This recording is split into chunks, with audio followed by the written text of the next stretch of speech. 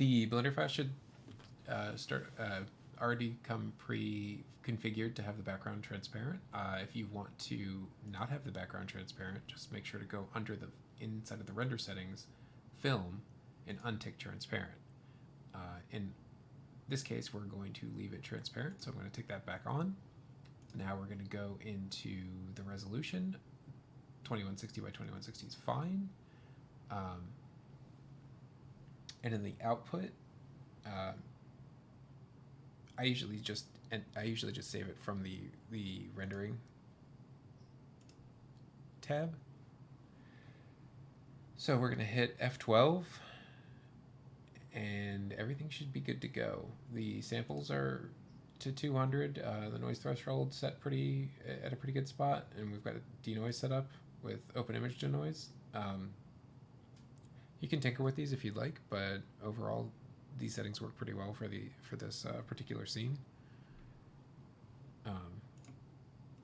as well as the light paths. You can mess with the transparent light paths if you're getting any black areas in the hair. That means there's not enough bounces for the light to go through. And then all you have to do is I usually like to click on the rendering tab, set up a new slot, and then hit F12.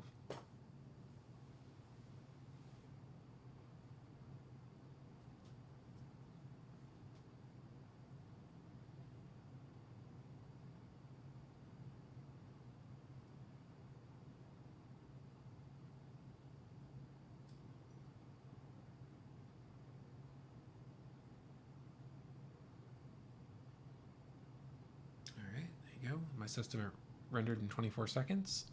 And then from there, to save out your image, you just go Image, Save As. Make sure it's set up to PNG, RGBA. And then I'm just going to save it in my Downloads folder.